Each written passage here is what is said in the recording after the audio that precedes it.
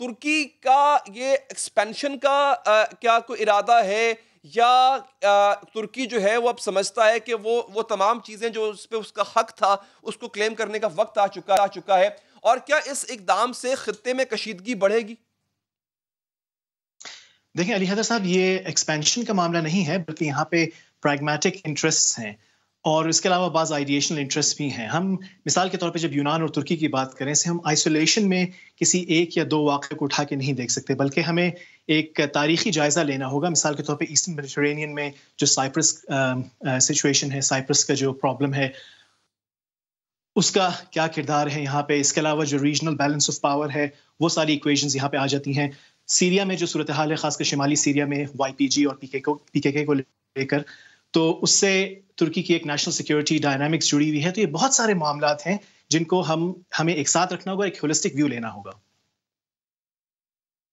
بالکل ٹھیک. اچھا، لیکن سر اس میں یہ بتائیے گا کہ کیا یہ معاملہ صرف ترکی اور اس کے مخالفین کے درمیان رہے گا، یا پھر اتحادی بھی کود پڑیں گے؟ جیسے مصر کا اتحادی سعودی عرب ہے، یو اے ای ہے، اور پورا یورپ تقریباً جو ہے وہ یونان کو بیک کر رہا ہے.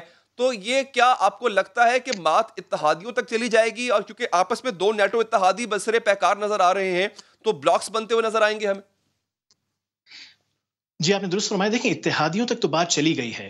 ظاہر ہے اس وقت یعنی ملٹری لیول پہ اس طرح کے معاملات نہیں ہو رہے. ہم یہ دیکھ رہے ہیں کہ ممالک جو ہیں وہ اپنی پاور اسرٹ کرنے کے لیے ملٹری ایکسرسائزز کرتے ہیں، اس طرح کی کارروائیاں کرتے ہیں. لیکن ظاہر ہے اکنامک بیٹلز جو ہیں وہ اس وقت جاری ہیں. ہم دیکھ رہے ہیں مثال کے طور پہ سعودی عرب کا کردار، مصر کا کردار، یو اے ای کی طرف سے جو بیانات آئے ہیں وغیرہ وغیرہ. تو جو الائنسز ہیں وہ تو بنی ہوئی ہیں.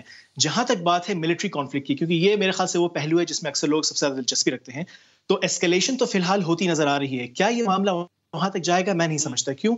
ایک تو یہ کہ اگر آپ یونان اور ترکی کی معاشی صورتحال پر اس وقت نظر ڈالیں تو میں نہیں سمجھتا کہ دونوں ممالک افورڈ کر سکتے ہیں کہ وہ کسی قسم کے ملٹری ایڈونچرزم کی طرف جائیں. تو جو ریشنل اکنامک پالیسیز ہیں ان کو وہ سامنے رکھیں گے، دباؤ بڑھایا جائے گا، اپنے آپ کو اسرٹ کرنے کی کوشش کریں گے. جو مختلف انٹرنیشنل ایکٹرز ہیں وہ اپنا کردار ادا کرنے کی کوشش کریں گے.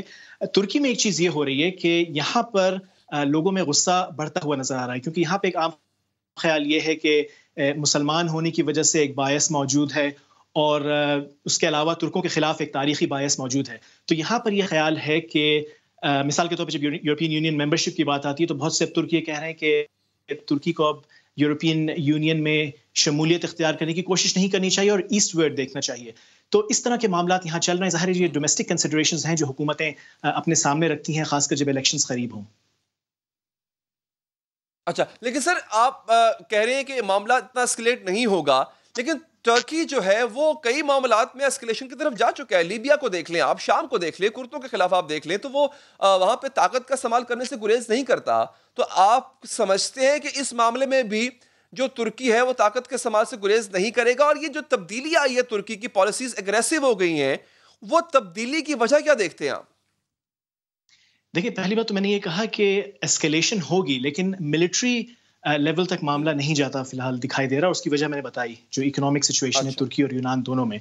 جہاں تک بات ہے لیبیا کی اور سیریا کی، تو یہاں پر جو حالات ہیں وہ مختلف ہیں. مثال کے طور پہ لیبیا میں ترکی کا یہ کہنا ہے کہ ایک یو این ریکگنائز گورنمنٹ ہے جس کے ساتھ اس نے میری ٹائم ایگریمنٹ کیا، اور جو مصر اور یونان کا میری ٹائم ایگریمنٹ ہوا وہ ان ایریاز کو وائلیٹ کرتا ہے جو ترکی جن کو اپنے کانٹیننٹل شیلف اور ایکسکلوسیو اکنامک زون کہتا ہے. تو یہ ایک معاملہ ہے. سیریا کا معاملہ بالکل مختلف ہے. سیریا میں ملٹری انٹرونشن ترکی نے ایک مرتبہ نہیں بلکہ اس سے زیادہ مرتبہ کی. ہم نے آفرین میں آپریشن دیکھی، ہم نے اور نارتھ ایسٹ کی طرف آپریشنز دیکھی. وہاں حالات بالکل مختلف تھے، کیونکہ وہاں پہ ایک سیسیشنسٹ موومنٹ چل رہی تھی، کردش موومنٹ، جس کا پی کے سے لنک تھا، جو ترکی میں کوئی 40,000 افراد کے قتل کی ذمہ دار ہے. تو ان معاملات کو ہم ایک ساتھ ایک ہی یعنی نظر سے نہیں دیکھ سکتے. بہت مختلف معاملات ہیں، تانے بانے بعض اوقات جڑتے ہیں. جہاں تک رہی بات کہ انٹرنیشنل کمیونٹی کا کیا کردار رہے گا، تو میرے خیال سے اس وقت جو معاشی صورتحال ہے، خاص کر جو پوسٹ کووڈ اکانومی ہے، اس میں اتنا زیادہ ایڈونچرزم جو گریٹ پاورز ہیں وہ بھی افورڈ نہیں کر سکتی. تو ایسکیلیشن ہوگا، لیکن میں نہیں سمجھتا کہ معاملہ ابھی کسی قسم کے ڈائریکٹ ملٹری کانفلکٹ کی طرف جائے گا. اچھا، اس میں ہم یہ دیکھ رہے ہیں عبداللہ صاحب کہ یہ چونکہ پورا جو ایک تھیٹر ہے یہ بحیرہ روم میں سجایا گیا ہے. اسرائیل بھی اس سے افیکٹ ہو سکتا ہے، مگر اسرائیل اس سے خاموش ہے ابھی تک، امریکہ ابھی تک خاموش ہے. ان دو ممالک کی خاموشی کی وجہ کیا دیکھتے ہیں آپ؟ نہیں، امریکہ کی طرف سے بیانات تو آ چکے ہیں جہاں تک ایسٹرن میڈیٹرینین کا معاملہ ہے. مثال کے طور پہ جو سائپرس ڈسپیوٹ ہے اس میں امریکہ نے جو ریپبلک آف سائپرس ہے اس کی حمایت کی ہے، اور ترکی نے کہا ہے کہ امریکہ نے وہی پوزیشن لی ہے جو یورپین یونین نے کسی حد تک لی، اور اس سے جو ایک سولوشن ہے وہ متاثر ہوگا. تو امریکہ کے بیانات تو موجود ہیں. جب ترکی کے ڈرلنگ کے معاملات تھے یا آئل اینڈ گیس ایکسپلوریشن کے معاملات تھے تو اس پر بھی امریکہ کی طرف سے بیانات آ چکے ہیں. اسرائیل کی پالیسی تھوڑی سی مختلف ہے. اسرائیل حمایت کر رہا ہے مختلف ایکٹرز کی، لیکن اس وقت اسرائیل کی جو ترجیحات ہیں وہ الگ ہیں. ایک تو جو ڈومیسٹک سچویشن ہے اس وقت اسرائیل میں، اس پہ اس کی نگاہ ہے. دوسری طرف شام میں جو معاملہ چل رہا ہے وہ اس وقت اسرائیل کے لیے بہت اہم ہے.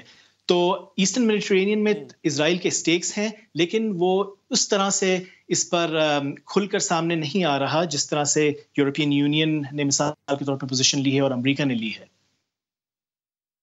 اچھا، اب ترکی کے اتحادیوں کی صورتحال کیا ہے سر؟ کیا ترکی آپ کو اکیلا کھڑا نظر آتا ہے یا پھر ترکی کے پاس بھی سپورٹ ہے جس کو کل کو کیپٹلائز کیا جا سکتا ہے؟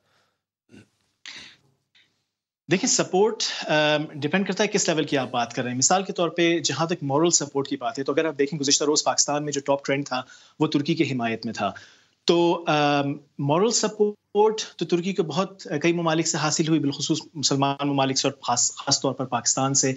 لیکن انٹرنیشنل ایکٹرز جو ہیں وہ یعنی پریگمیٹک ہوتے ہیں، ریشنل اکنامک انٹرسٹ ڈریون ہوتے ہیں. تو بہت سی جو باتیں ہوتی ہیں بھائی چارے کی اور اس طرح کی، جب پریگمیٹک پالیٹکس کا معاملہ آتا ہے تو حقیقت کافی مختلف ہوتی ہے.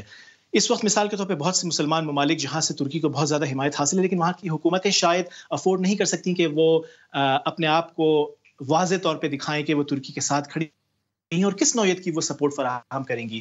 ڈپلومیٹک سپورٹ ہو سکتا ہے وہ فراہم کریں، لیکن ان کی ڈپلومیٹک سپورٹ کس حد تک کارگر ہوگی، فائدہ مند ہوگی. ملٹری سپورٹ کا تو سوال پیدا نہیں ہوتا. یہ سب تو صرف وہ باتیں ہیں جو ہمارے یہاں سوشل میڈیا پہ ٹھیک ہے، بالکل ٹھیک ہے.